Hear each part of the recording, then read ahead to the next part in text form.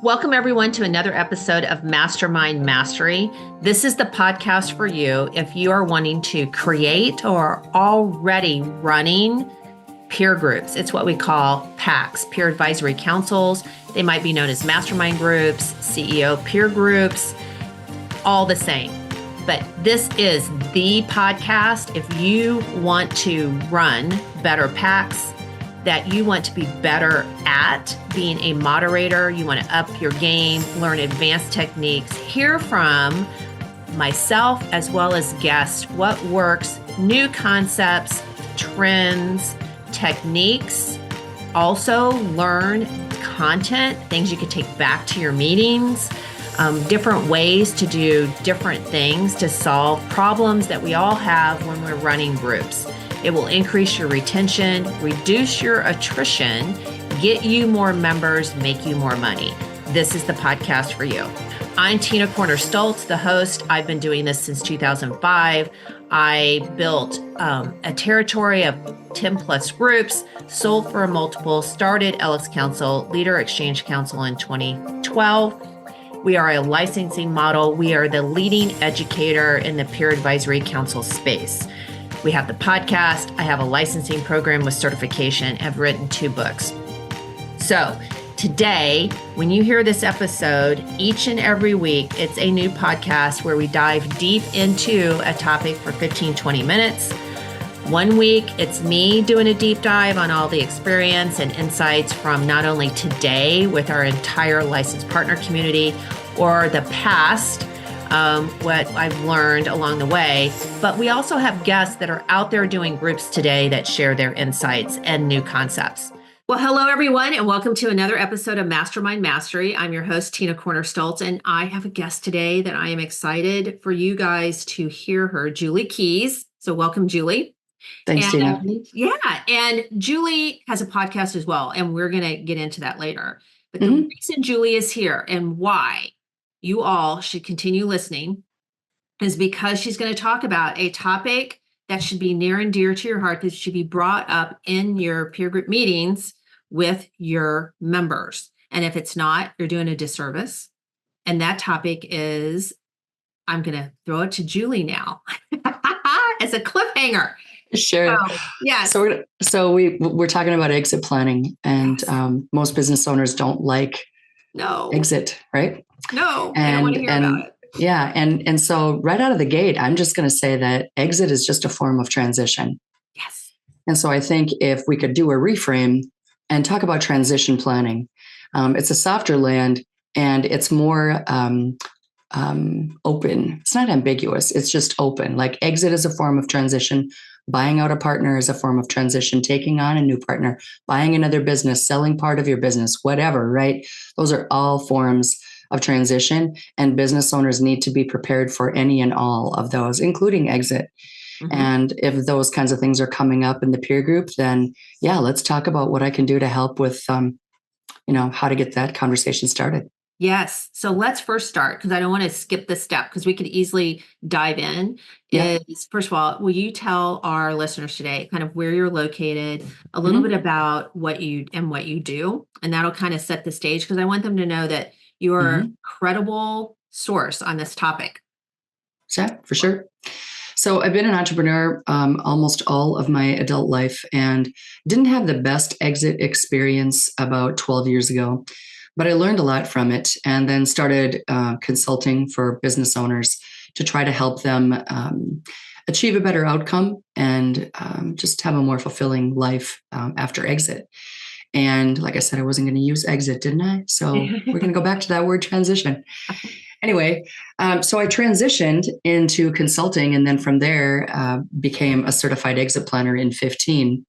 And that's kind of been my foot forward ever since then. I mean, I still work with owners on growing and improving their companies, thinking about what the next act is going to look like in the future, and then helping them map out what the future is actually going to look like and what the options might be while we're working on the business. So it's kind of a 2-pronged approach.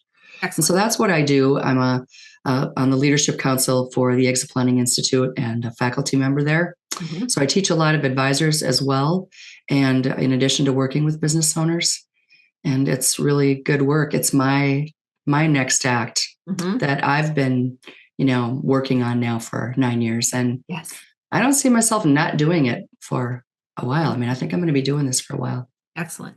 Well, there are so many privately held business owners out there. Yeah. And of course, there are many statistics about the transition of wealth of a business. It's getting ready to happen over the next 5 to 10 years or less, right? And it's happening now. So all of you out there that have groups up and running, and if you're not having the conversation with your member, your client, about what is their plan and what are they thinking about, we all know, and I'm gonna tee her up for this, about what happens. Like, what do you see that really happens when owners don't pay attention to this? Then suddenly they're like, I think I now want to sell, or I want to transition because I'm burned out. Right. Yeah, I think that there's a common misconception among business owners who are thinking about exiting or transitioning out of their business, that when they feel like they're ready, that's the right time. And usually the answer is that it's not the right time. Just because you feel like you're ready doesn't mean your business is actually transferable.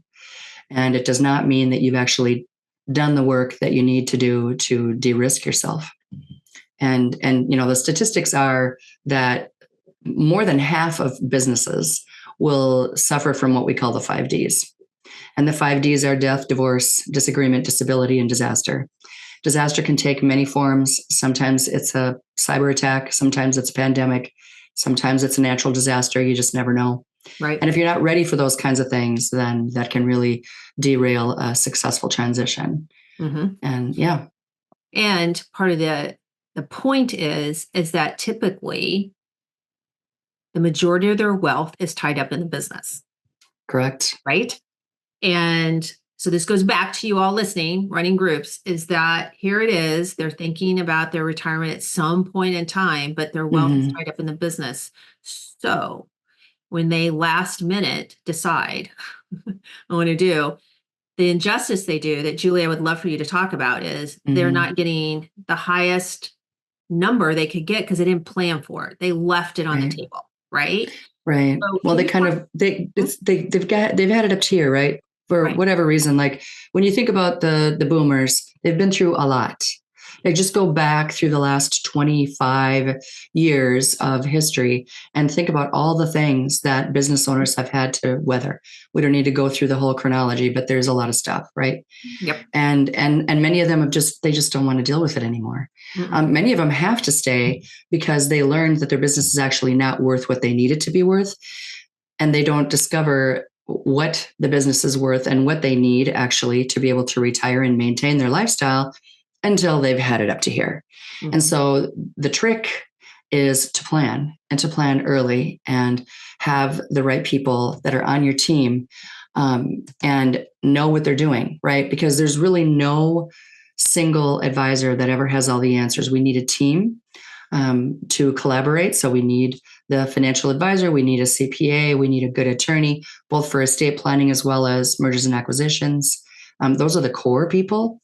And it's always a good idea, if you can, to have a good consultant that actually understands the process of exit planning so they can quarterback the whole thing. Right.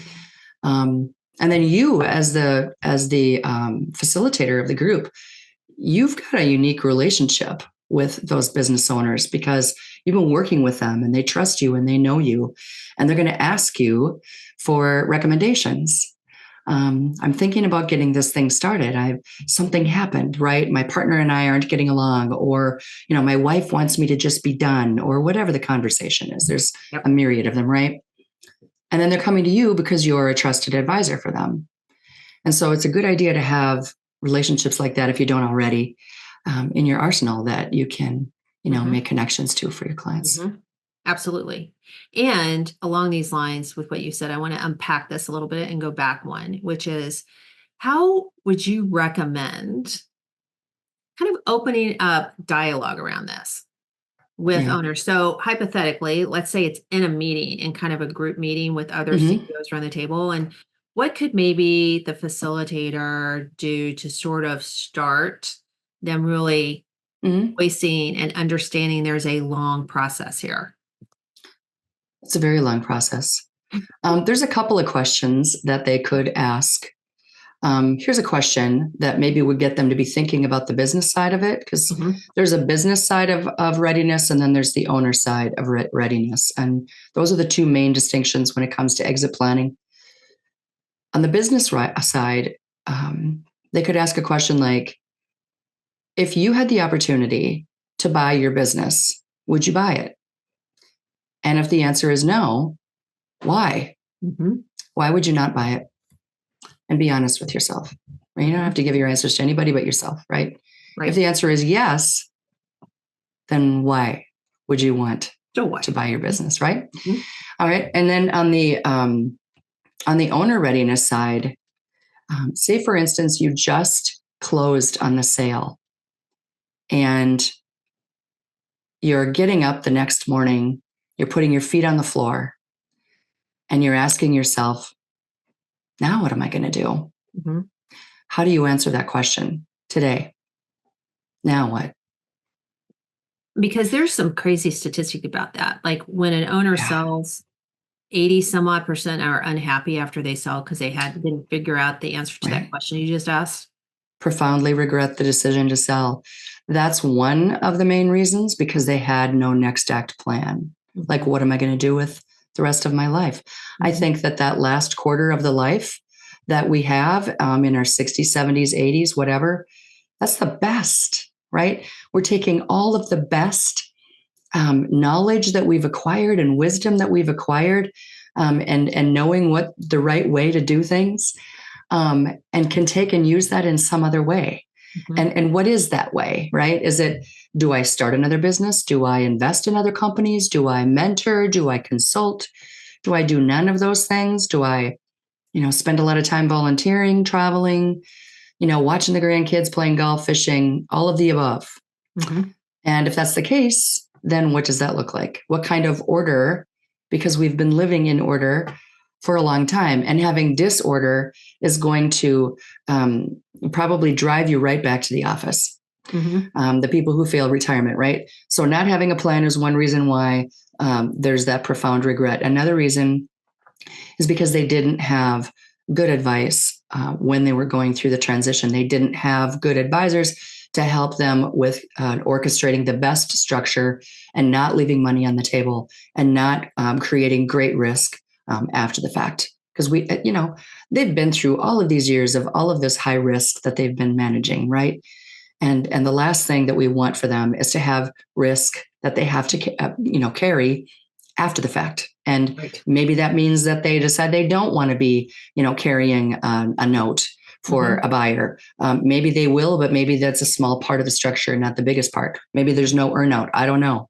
But knowing what those non-negotiables are ahead of time, so that they know what they want and don't want, if a deal did come across the table, that's a really, really good way to figure out, like, okay, because we all can kind of say, well, we know that we don't want dung, ding, ding, right? Those things, right? But when it comes to identifying what we really do want, that can be really tough. So sometimes you got to, go through the back door. Yes. Identify what you don't want first. Yeah.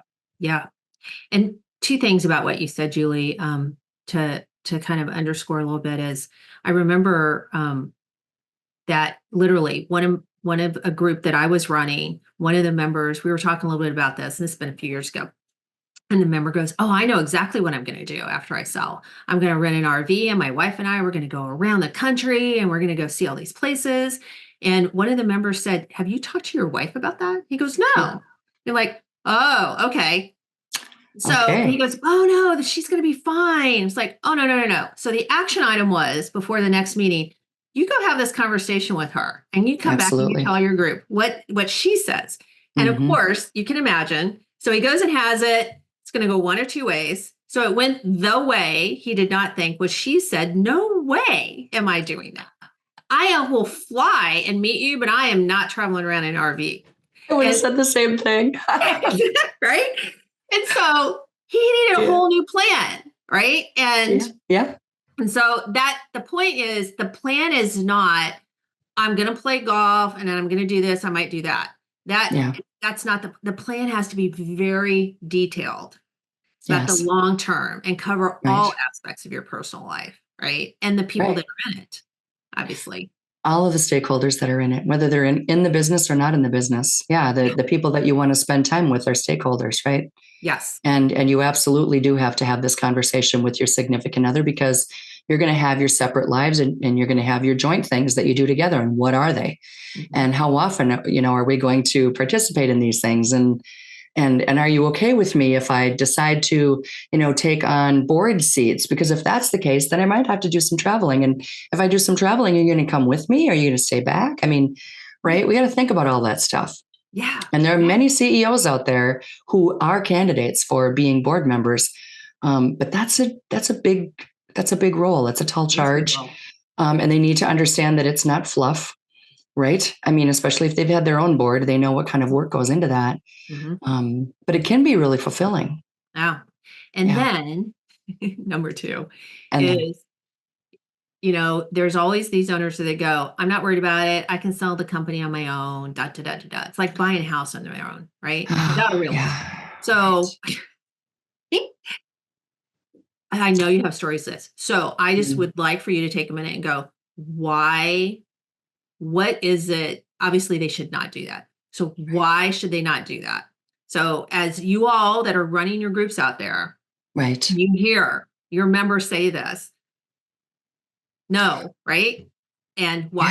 Yeah. They need people like Julie. There's a reason people like Julie exist. So yeah, well, I can get them to the point where they can decide who they want to represent them, but I wouldn't necessarily sell the business if it were going external. yes. And sometimes you don't need a deal maker. Say, for instance, you've got a competitive company that's approached you. You really like them. Your values align. It seems like it could be a good strategic fit, but you definitely don't want to represent yourself. And do you need somebody to come in that you're going to pay a big commission to? You probably don't. I mean, if you're really set on selling to that company, but you still got to have somebody negotiate for you. So you got to have an attorney regardless of whether you got a deal maker or not. So just bring in a really good M&A attorney that can negotiate for you, go to bat for you, and put the deal together that way. And don't do that later. I mean, don't this is what happens. Okay. The buyers and the sellers think that they can figure it out together. It's very emotional, which can be really, really, it can get really messy, but they're trying to save money and they don't want to pay the advisors. Mm-hmm. And so that's really to the buyer's advantage, not the seller's advantage. Mm-mm. And so when they've got, say, for instance, they've got a letter of intent, that's when they get the attorney involved. It's like, no. Don't wait till the LOI. Do it well in advance. Do it even before you have a candidate that you might want to approach. Mm-hmm. And if you decide to get a deal maker to help you sell the business, whether it's a business broker or an intermediary or investment banker, depending on the size of your business, the earlier that you establish that relationship, even before you put the business, on the market, as they say, the better, right? Because when opportunity comes along, and if they don't know you, they're not going to be able to pick up the phone and call you. Right. If something happens, right? So conversely, if something happens unexpectedly, you've already got that relationship set up. And so you're not behind in interviewing just people, picking up the phone. And yeah, exactly. You've already got somebody, they already know about your business and they're ready to take it and run. So that's my advice. Excellent. And how often, there's this piece of don't leave value on the table. And then I equate this to, okay, it's time to sell the house. Is it worth it me to redo the bathroom because I'm going to get more money for it or not? Or do I redo the bathroom or replace the kitchen cabinets? Da, da, da, da, da. So from a business standpoint, first question is how long? So in advance, I'm an owner, right? And so when do I start thinking about this? Gosh, 5 years. Give yourself 5 years at least, maybe longer. If this is a family business and you want to carry on your legacy, and that you've got kids in the business that you want to transition the business to, and they need to be brought up and taught to lead, and you need to put a delegation plan together. The rule of thumb on most of these family business centers is 10 years in a situation like that, because it takes that long to groom the next successor. Not always, right? Maybe there's someone that's been in a leadership role that, you're all ready to pass the baton to, who's maybe your COO, and maybe they're a family member, maybe they're not. Just because they're a family member doesn't mean they need to work in the business, and doesn't mean that they need to lead the business. So more stories on that. If we, had the time, I'd tell you, but give yourself time. And we don't want to leave money on the table. And how is it that we could leave money on the table? Well, not knowing exactly what the business is worth, for one thing, understanding the market and the timing of the market, which really is more in the camp of a deal maker to help you to figure that out, because there is timing, right? There's timing with, economic cycles and things like that. So you just want to kind of have that tapped into and make sure that you got good advice on that end. And then you want to have good tax planning. So you really need to have a good CPA and a good financial advisor who can work together to help you figure out what kind of structures are definitely not in your best interest and what kind of structures could be. Like, here may be some of the options that you might want to think about. And if you chose this particular path, then these are the strategies that would go along with that could save you lots of extra dollars to the IRS, right? No one wants to pay more than they have to. And then as well as just the structure in and of itself, like if you're selling internally, are you going to carry any paper? And if you are, how long do you want to carry? At what point do they start paying you back?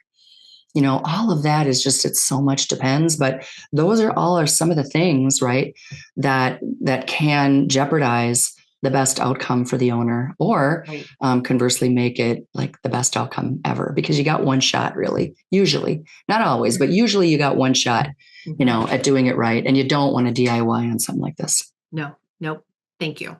Yeah. And that kind of brings into one of the last questions we always ask is, what one piece of advice would you give our listeners that are running groups that might help them, whether it's to have this conversation inside the group with an owner or just anything in general that might help them help the business owner? I think just understanding what the process itself is. You don't have to become an exit planner because you've already got a role, but kind of understanding a little bit about the process, and then just asking questions and getting the conversation going, because that's how it starts. That's how business owners start thinking about it in their head before they actually start implementing. And using the expertise of the advisors that they already have on their team is one really great way for them to get things started. And so, you could just have a conversation with them about how comfortable do you feel, about the team that you currently have on, that's advising you in your business. How comfortable are you with them? And if you felt like you had a gap on the team, where would the gap be? Are you thinking that your CPA firm doesn't really have the expertise? Maybe there's somebody in the group that could make a really good recommendation, and so on. And so that could really get the ball rolling. And then those conversations could get things going even further. Excellent.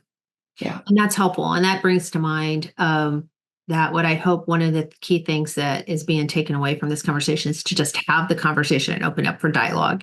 Yeah. And particularly any of you, I know that if you have been running groups for a while and you had a member sell, you can always have them come back and talk about their experience with the group. And that is really, really great learning, or just even any business owner can be helpful with that as well. Definitely. So, Julie, how can our audience get in contact with you if they wanted to? Yeah, they can go to my website, poisedforexit.com. I'm sorry. Yeah, well, I still have that website. Actually, that's my podcast website, poisedforexit.com. Keystrategies.com is my consulting website, or you can find me on LinkedIn at Julie Keyes, Keyes. But I would listen to the podcast and educate yourself a little bit on the process of exit planning through listening to some of those episodes. And then feel free to share that as a resource to the members of your groups. It's free. The shows are short. We put the shows together to accommodate business owners because their lives are busy. It's not a 3-hour show. It's 23 minutes, so it's a commute or a dog walk. Excellent. Yeah. And we'll have a link to your podcast in the show notes for everybody, because definitely recommend that's a great place to start.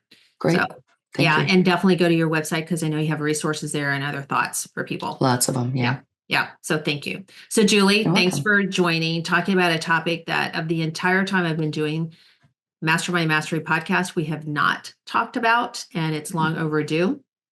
And I Happy to be here. sharing your wisdom with everyone. So thank you. Mm-hmm. And so Thanks for having me. absolutely. And so to all of you out there, biggest takeaway that, have the conversation with your owners and your groups and get a little bit educated if you're not, because there's a lot of money that can be left on the table if it's not done correctly. And you don't want that. One quick suggestion too is if there's anyone out there who has a group that would just like to have someone, do a 20-minute guest spot, I'm happy to do that. So just ping me. Happy to have the conversation with you, for your group to get the ball rolling. So let me know. I wouldn't charge for that. So excellent. That's a great offer. So thank you so much for doing that. You bet. All right, everyone. Until next time, go make it happen. Thanks, everybody. Thank you, everyone, for listening to another episode of Mastermind Mastery. And to get access to today's episodes, not only the show notes, but any tools and resources, encourage you to not only will you find them in the episode show notes, but also you can go to the website www.lxcouncil.com. So lxcouncil.com, and you will find a plethora of articles and content and tools and resources and worksheets and things like that that can be helpful to you in creating and running successful packs. I want to leave you with one thing that we end and teach to do in every single meeting, and that is the very last thing is to ask, what is your takeaway from today's episode? I encourage you to give that thought. Take advantage of the time you just invested in listening to the episode, and what can you do to move one step closer to the vision that you have and the goals that you're trying to achieve with your groups. So again, take a step back. What's your key takeaways? What can you actually act on? And I leave this with one note, and those of you that have read my book, Your Seat at the Table, you know that I ended the book with a story about my mentor. He always, when he met people, had a pebble in his pocket that he passed to them when there was knowledge shared. And so I ask you today to think about that pebble concept and to pass what you learned today on to someone else, which could be your members, or take it internally to yourself and act on it. So now go do something with those takeaways.